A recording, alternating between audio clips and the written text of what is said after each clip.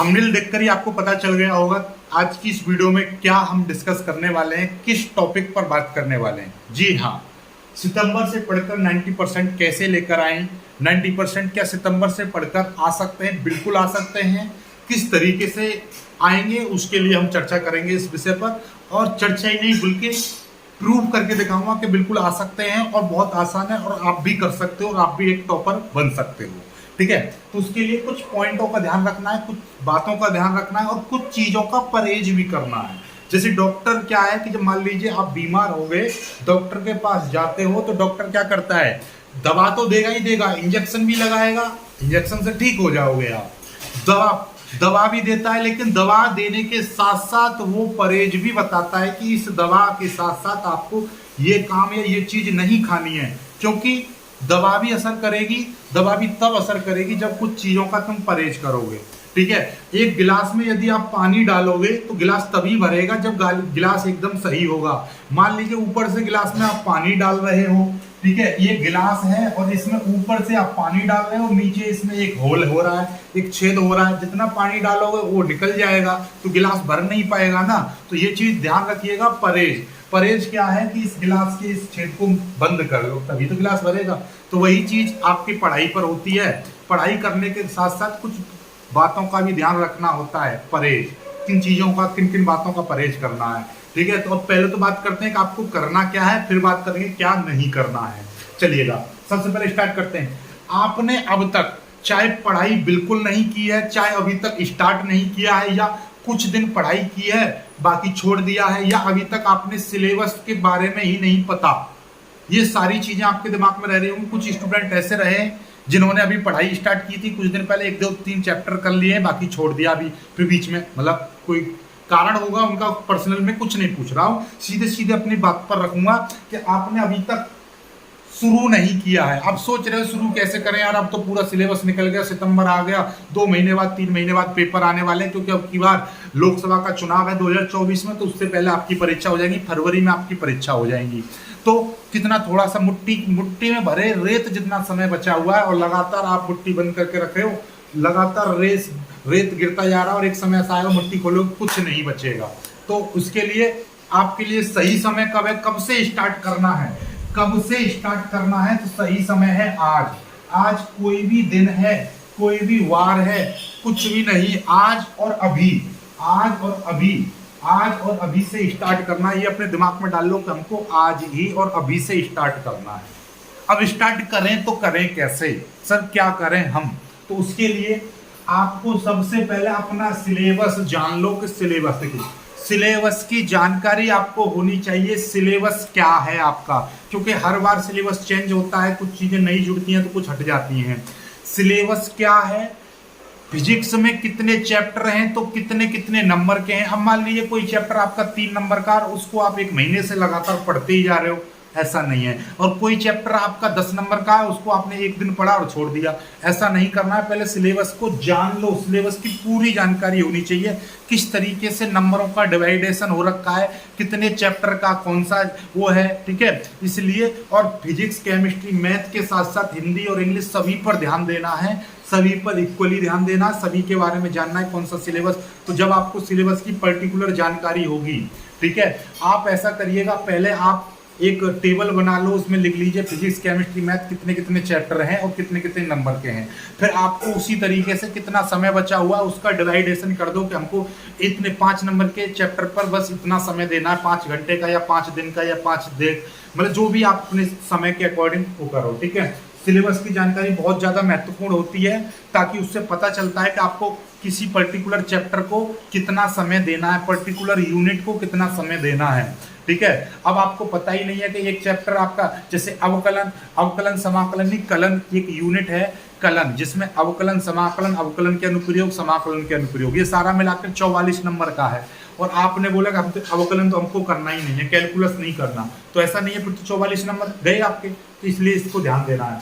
फिर time table, किसी भी काम को करने के लिए उस काम में सिस्टमिक तरीके से इन्वॉल्व होना बहुत जरूरी है। देखिएगा, पुराना महाभारत याद करिए, है जब वो क्या बोलते हैं, चक्रव्यूह को भी एक तोड़ने का, उसमें प्रवेश करने का और बाहर निकलने का भी एक नियम था, एक सिस्टमिक तरीका था। ठीक है। तो वही चीज आपको देखनी है कि ये भी आपके लिए एक चक्रव्यूह है। यदि आप सिस्टमिक तरीके से नहीं प्रवेश करोगे तो आप निकल नहीं पाओगे, उसमें फंस जाओगे और कभी भी टॉप नहीं कर पाओगे। ठीक है। तो आपको क्या है, एक सिस्टमिक टाइम टेबल बनाना है, एक शेड्यूल बनाना है, इतने बजे जगना है, इतने बजे खाना है, इतने बजे मुझे सोना है, इतने बजे पढ़ाई करनी है, इतना टाइम मेरे को दोस्तों को देना है, इतना टाइम मुझे घर पर देना है और इतना टाइम पढ़ाई को देना है। ये अपने आप आपकी अपनी ज़रूरतें, आपके अपने काम, आपका अपना सारा कुछ रहेगा। ठीक है। लेकिन मैं आपसे ये कह रहा हूँ, आपके पास 24 घंटे हैं तो उसमें से कम 5 से 6 घंटे अपनी पढ़ाई को दो।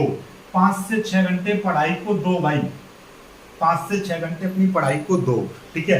और एक प्रॉपर प्लान तैयार करो कि मुझको 3 घंटे सुबह में और 2 घंटे शाम में, या 3 घंटे शाम को या 3 घंटे सुबह, जैसा भी आप अपने उचित समझो उसके अकॉर्डिंग ढालो और 5 से 6 घंटे पढ़ाई को दो आज से। आज पहले दिन आप 5 से 6 घंटे नहीं दे पा रहे हो, 2 से 3 घंटे दो, फिर धीरे धीरे करके इंक्रीज करो। और जो 5 से 6 घंटे अभी दे रहे हैं तो 2-3 घंटे और बढ़ा लो, 6 से 8 घंटे आप पढ़ाई को दो। ठीक है। तो ये चीज याद रखिएगा। अपना एक लक्ष्य बना लो कि मुझको एक दिन में मान लीजिए एक चैप्टर आपको पढ़ना है तो पढ़ना है, चाहे आंधी आए या तूफान आए। एक चैप्टर का रिवीजन करना है, पढ़ना है, नोट्स लिखने हैं या याद करने तो करने हैं, उसके साथ कोई कंप्रोमाइज नहीं है। ठीक है। चलिएगा, निरंतर पढ़ाई करनी है। ऐसा नहीं है कि आपने 2 दिन 4 दिन आप मोटिवेट रहे, पढ़ाई की, उसके बाद में 4 दिन आपने गैप मार दिया। एक दिन आपने सुबह का अलार्म सेट किया, जग गए, पढ़ाई कर ली, दूसरे दिन आप सोते रहे, तीसरे दिन आप फिर जग गए और 10 दिन फिर गैप मार दिया। ऐसा नहीं करना है। किसी भी चीज में कंटिन्यूसली कंटिन्यूटी बनाना बहुत जरूरी है। तो कंटिन्यूटी रहेगी तो चीजें अपने आप आसान होने लगेंगी।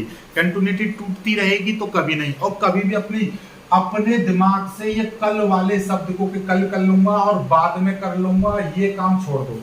कल किसी की नहीं आई।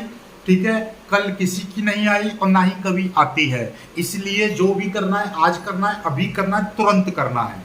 ठीक है। ये आप अभी अपना हाथ आगे रख के कसम खाओ कि मैं आज और अभी से कसम खाता हूं कि मैं आज रेगुलर पढ़ूंगा, चाहे 1 घंटे पढ़ूं, चाहे 10 मिनट पढ़ूं, पर पढ़ूंगा जरूर, कसम से। ठीक है।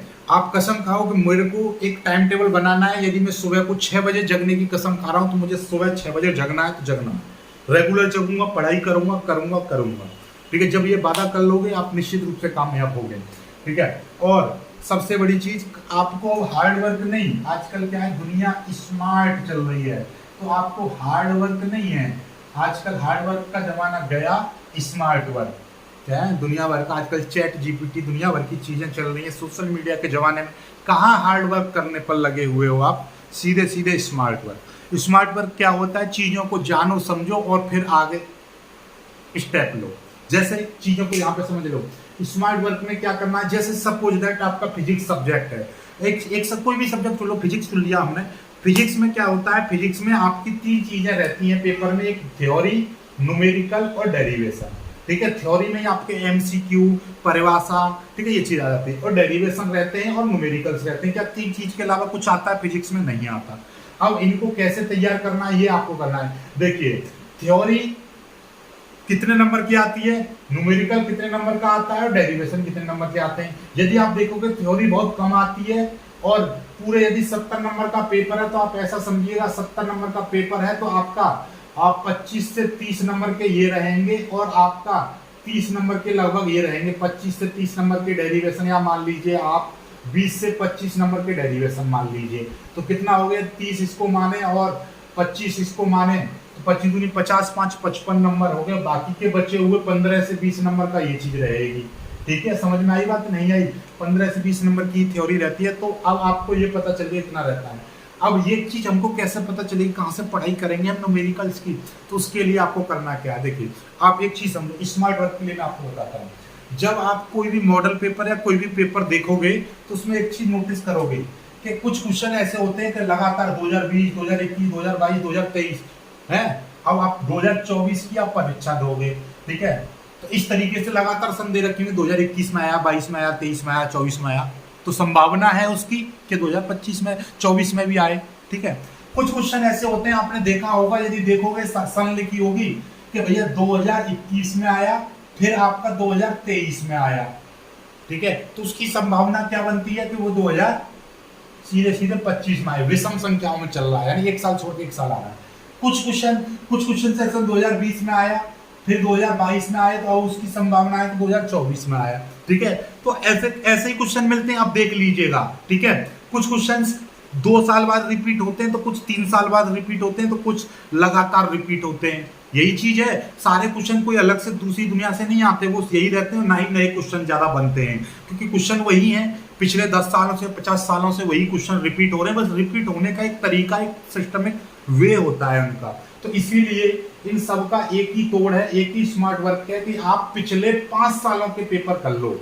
जैसे 2024 में परीक्षा दे रहे हो, 23, 22, 21, ये 1, 2, 3, 4 और ये इसके बाद में 2019। अब इनमें कोविड जब आया था, एक बार परीक्षा नहीं हुई है, उस साल को छोड़ देना, फिर 2018 पहुंच जाना, शायद 2020 में परीक्षा नहीं हुई थी शायद।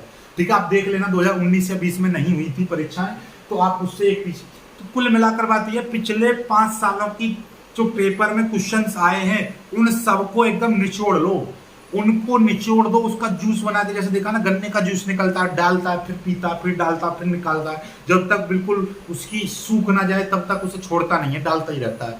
तो ऐसे ही आपको पढ़ाई करनी, जब तक आपके दिमाग में उस सारा हुआ निचुड़ ना जाए, सारा जूस आपके दिमाग में ना निकल जाए, तब तक उन क्वेश्चनों को रिपीट करते रहो। ठीक है, पिछले 5 सालों के सभी प्रश्न आपकी उंगलियों पर होने चाहिए, रटे हुए होने चाहिए, दिमाग में होने चाहिए।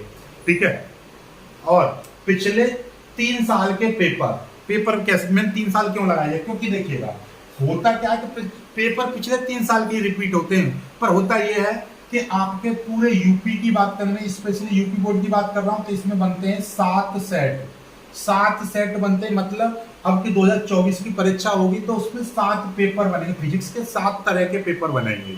ठीक है, तो एक साल में 7 तरह के पेपर बन गए। ऐसे ही आपका 3 सालों की बात कर रहा हूं मैं, इसमें 7, इसमें 7, इसमें 7, तो आपको कितने, एक सब्जेक्ट के 21 पेपर हो गए। अब 21 पेपर आप देखोगे तो यही चीज आगे रिपीट होती रहती है कि कुछ क्वेश्चन इससे लिए, कुछ क्वेश्चन इससे लिए, तो दूसरा सेट बना दिया, तो ऐसे ही सेट बनते हैं। तो पिछले 2-3 सालों के पेपर ही रिपीट होते हैं, लेकिन उन क्वेश्चनों में से चुनिंदा क्वेश्चन उठा के एक अलग पेपर बना दिया, चुनिंदा क्वेश्चन बना के एक पेपर बना दिया। ठीक है, तो कोई दूसरी दुनिया के पेपर नहीं बनाते। यदि आप 3 साल के कर लेते हो तो 5 साल के कर लेना, लेकिन मैं 3 साल के इनफ हैं। 3 साल के आप पेपर कर लीजिए, सारे सेट आप कंप्लीट कर लीजिए 3 साल के, तो आपको मैं कह रहा हूं यहीं से आपके, यदि 2 काम भी आपने कर लिए तो 80% तो आपके, 80 से 90% आपके जो करते बन जाएंगे। अब 5 से 10% के लिए आपको क्या करना पड़ेगा, कुछ सैंपल पेपर्स देखने पड़ेंगे। ये तो पिछले साल के पेपर हो गए, उसके साथ में क्या होता है, कुछ ऐसे भी क्वेश्चन रहते हैं जो एक आध क्वेश्चन जो किसी भी साल से रिपीट तो होते हैं, लेकिन कुछ बहुत पुराने रिपीट हो जाते हैं कि 2010 में आया, 2003 में आया, नहीं, कुछ इंपोर्टेंट क्वेश्चंस रहते हैं। ठीक है, कुछ इंपोर्टेंट बन जाते हैं। अब हाल फिलहाल से देखते हुए, जैसे कि हिंदी वगैरह में कि आजकल का क्या वो चल रहा है, तो उसके अकॉर्डिंग एक ऐसे लिखवा लिया, निबंध आ गया, या कुछ जीवनी कोई नई ऐड हुई है वो आ गई, या कुछ मतलब नए हाल फिलहाल में इंग्लिश, और उसमें फिजिक्स केमिस्ट्री में कम होता है, लेकिन मतलब कुछ हिंदी और इंग्लिश में कुछ आ जाते हैं निबंध वगैरह, कुछ नए हाल फिलहाल की सिचुएशन को देखते हुए, जैसे कोविड का आ गया, तो कोविड का अब आता है, तो उसमें क्या है, मतलब ऐसे निबंध बनाने का मतलब ये कि बालकों को भी ये जानकारी रहे कि इस चीज के क्या उपाय हैं, क्या काम करना चाहिए, उससे क्या फायदे हो सकते हैं, क्या नुकसान हो सकते हैं, इसकी जानकारी स्टूडेंट में अवेयरनेस के लिए। तो कुछ चीजें ऐसे, तो कुछ नए टॉपिक, तो उसके लिए क्या है, कुछ इंपोर्टेंट क्वेश्चन भी उसमें ऐड कर दिए जाते हैं। तो आपको ये 2 काम करने 80% हो गए, बाकी के 10% का काम में क्या आ जाता है, कुछ नई चीज इंपोर्टेंट इंक्लूड की जाए, तो इंपोर्टेंट क्वेश्चंस और बाकी के कुछ सैंपल पेपर्स बना दिए जाएं, जो इन प्रीवियस ईयर पेपर्स से हटके कुछ 2-4 सैंपल पेपर्स बना दिए जाएं। तो ये यदि ये 4 काम कर लिए, तो मैं कह रहा हूँ 100 में से 100% पक्के, 100 में 100 नंबर प्रत्येक सब्जेक्ट में। ठीक है, तो ये काम करना, यही आपका स्मार्ट वर्क है। कुछ नहीं करना, मॉडल पेपर आप खरीदोगे, ठीक है, तो उसमें पिछले 5 सालों के पेपरों को सबको रट मारो। ठीक है, और ये काम तभी कर पाओगे जब आपको पहले अपना सिलेबस पूरा कंप्लीट कर लोगे। तो आपको करना क्या है कि पूरा आपको कंप्लीट करना है, आपका सिलेबस आपको कंप्लीट करना है। ठीक है, तो सिलेबस कंप्लीट पढ़ना है आपको, और उसके लिए आप कहोगे सर समय तो बहुत कम बचा है। नहीं, समय बहुत ज्यादा है। यदि आप अभी 5 से 6 घंटा पढ़ाई करते हो तो अभी भी 2 महीनों में आप अपना पूरा सिलेबस कर लोगे, उसके बाद में आप ये काम कर लोगे, काम खत्म। ठीक है, अब बात आ जाती है परहेज। परहेज का भी सुन लीजिए, परहेज क्या करना है आपको।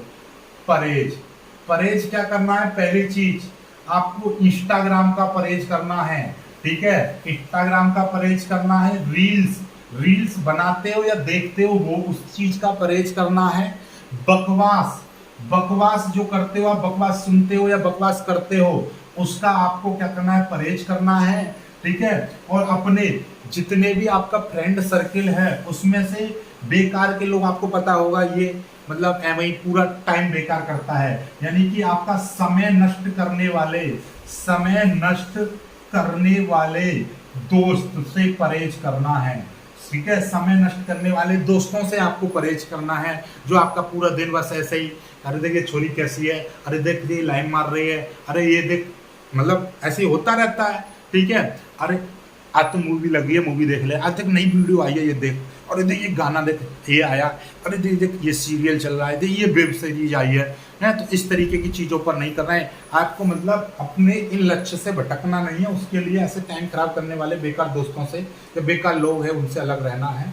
और बस बाकी यही इतना ही परहेज करोगे काफ़ी है, इतना चलेगा। ठीक है, बस इतना परहेज करो, बस काम खत्म। 95% आपके पक्का डेफिनेटली। ठीक है, वीडियो में कुछ पसंद आया हो, कुछ भी टॉपिक अच्छे लगे हो तो आप कमेंट करना, लाइक करना और शेयर करना।